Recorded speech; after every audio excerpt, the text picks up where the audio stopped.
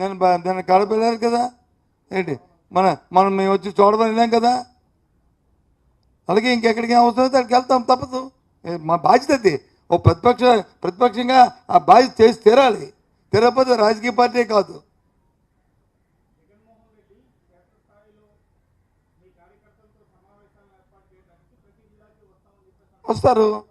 వస్తారు. మా పార్టీలో మేము తీసుకున్న నిర్ణయాన్ని బట్టి మేము డిసైడ్ చేస్తాం.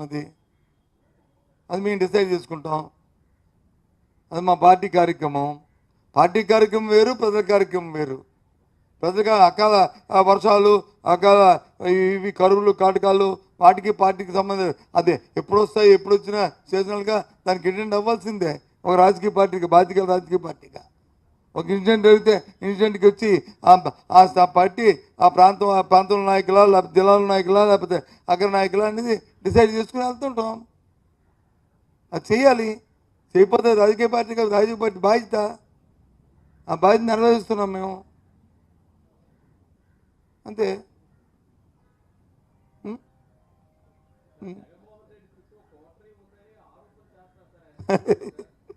క్వార్టర్ ఏంటి? సరే పరా, ఆయన ఉన్నప్పుడు చెప్తే బాగుండేది.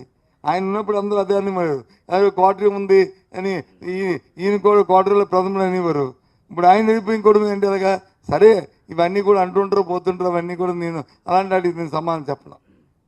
I'm not responding like the cylinder ఇష్యూలకి నేను అవును. అందుకేంటంటున్నావు? జీఎంసీ ఏమైంది? ఉంది కదా.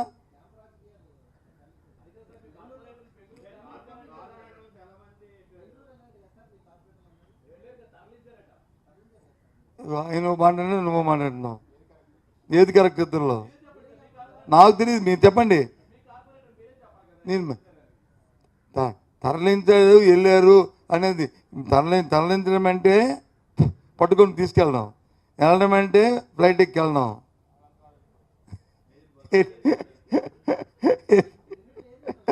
రెండిట్లో అదే రెండిట్లో ఏదో ఏవి చూపెట్టారు టీవీలో ఏవి చూపెట్టారు మీరు? బస్సు ఎక్కి తీసుకెళ్ళారా, లేకపోతే ఫ్లైట్ ఎక్కి వెళ్ళారా? అది కాదు. ఇంకోటి ఏంటంటే, ఏదేమైనా సరే ఒక మంచి ఆలోచనతో ఉంది, ఒక దృక్పథంతో ఉండి దగ్గర అయితే ఏదైనా చేయొచ్చు.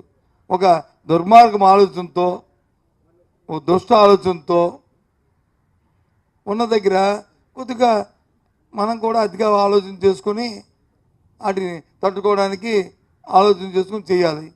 కాబట్టి ఇవాళ పరిస్థితులు జరుగుతున్నవి ఇక్కడ.